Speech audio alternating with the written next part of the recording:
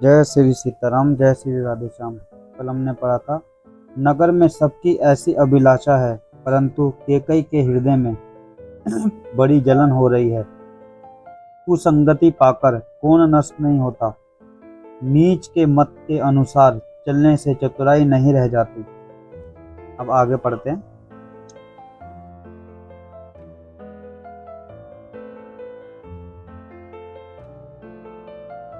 संध्या के समय राजा दशरथ आनंद के साथ केकई के महल में गए। मानो साक्षात इसने ही शरीर धारण करके निष्ठुरता के पास गया हो।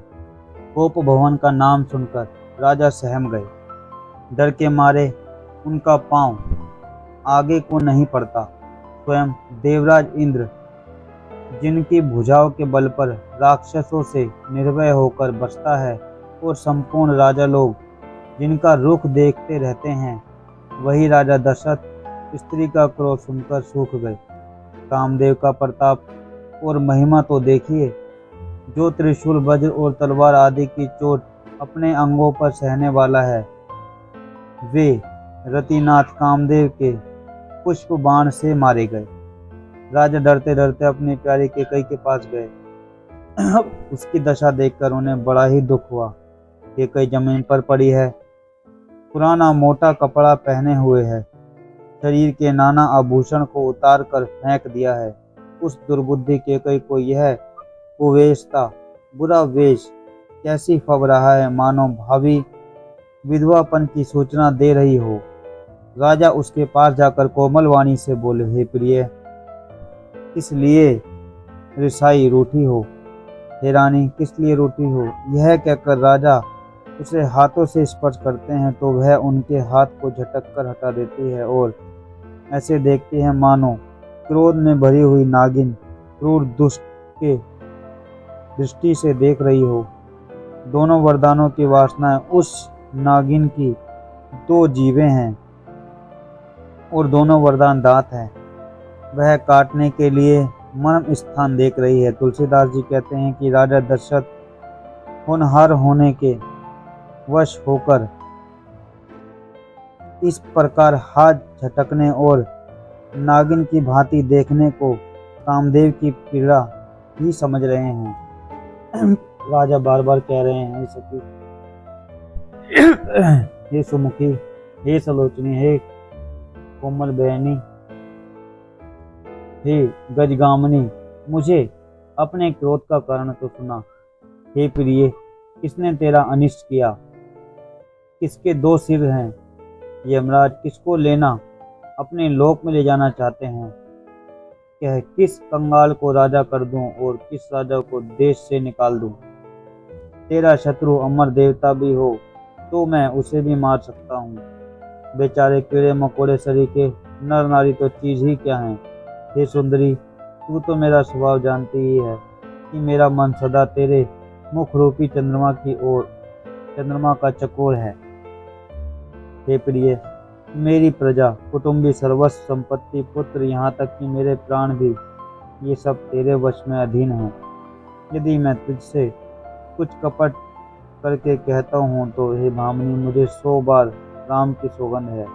तू हंसकर प्रसन्नतापूर्वक अपनी मनचाही बात मान ले और अपने मनोहर अंगों को आभूषणों से सजा और मौका दे। मौका तो मन में विचार कर देख। हे प्रिय, जल्दी इस बुरे वेश का त्याग दे। यह सुनकर और मन में राम जी की बड़ी सौगंध को विचार कर मंद बुद्धि के कई हंसती हुई उठी और कहने पहनने लगी, मानो कोई भीलनी मृग को देखकर फंदा तैयार कर रही हो।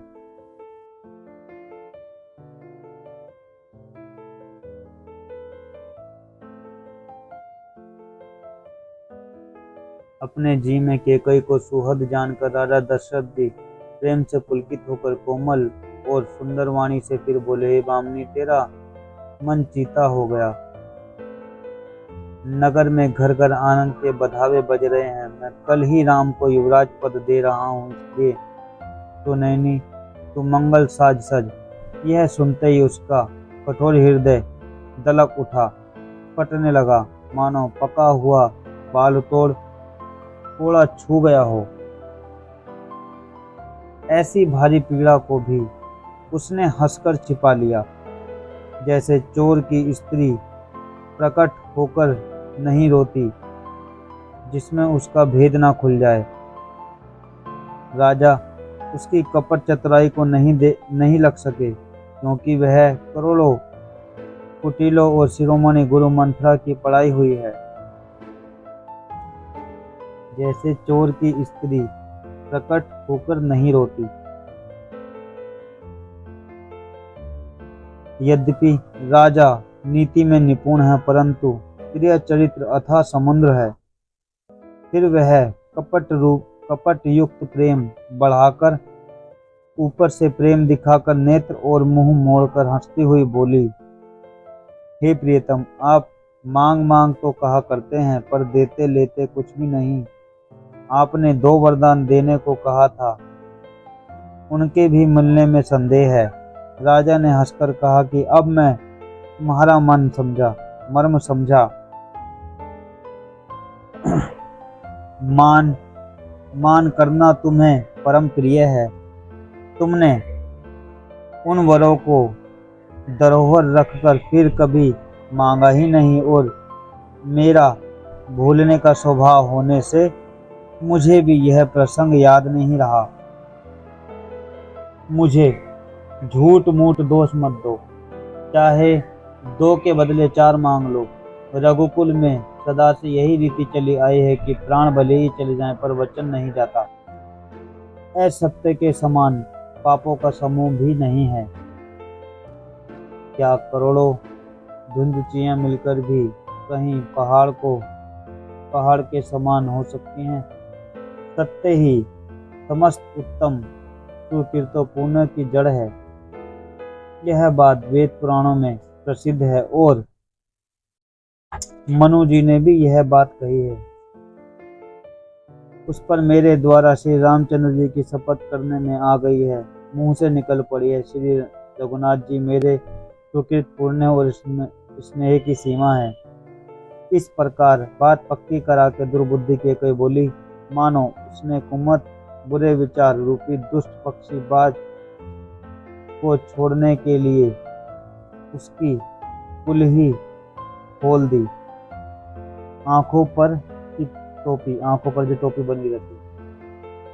राजा का मनोरथ सुंदर वन, सुख सुंदर पक्षियों का समुदाय, उस पर भिड़ने की तरह केकई अपना वचन रूपी भयंकर बाज छोड़ना चाहती है।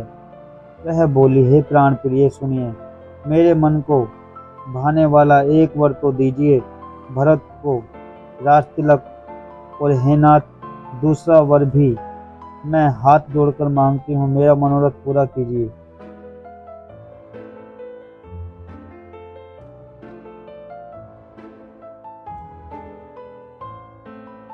तपस्वियों के वेश में उदासीन भाव से राज्य और कुटुंब आदि की ओर से भली भांति उदासीन होकर विरक्त मुनियों की भांति राम 14 वर्ष वन में निवास करे। केकई के कोमल विनय युक्त वचन सुनकर राजा के हृदय में ऐसा शोक हुआ जैसे चंद्रमा की किरणों के स्पर्श से चकवा विकल हो जाता है। राजा सहम गए, उनसे कुछ कहते नहीं बना, मानो बाज वन में बटेर पर झपटा हो। राजा का रंग बिल्कुल उड़ गया, मानो ताड़ के पेड़ को बिजली ने मारा हो। जैसे ताड़ के पेड़ पर बिजली गिरने से वह झुलस कर बंदरगाह हो जाता है, वही हाल राजा का हुआ। मनोरथ माथे पर हाथ रखकर दोनों नेत्र बंद करके राजा ऐसे सोच करने लगे मानो साक्षात सोच ही शरीर धारण कर रहा हो। वे सोचते हैं, हाय मेरा मनोरथ रूपी कल्प वृक्ष फूल चुका था, परंतु फलते समय केकई ने हथनी की तरह उसे जड़ समेत उखाड़ कर नष्ट कर डाला। केकई ने अयोध्या को उजाड़ कर दिया और विपत्ति की अचल सुदृढ़ नींव डाल दी। किस अवसर पर क्या हो गया, स्त्री का स्वभाव करके मैं वैसे ही मारा गया, जैसे योग की सिद्धि रूपी फल मिलने के समय योगी को अविद्या नष्ट कर देती है,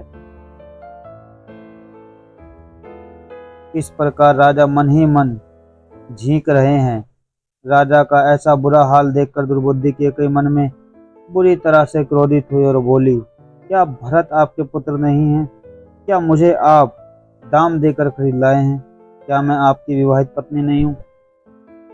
जो मेरा वचन सुनते ही आपको बाण सा लगा, तो आप सोच समझकर बात क्यों नहीं कहते?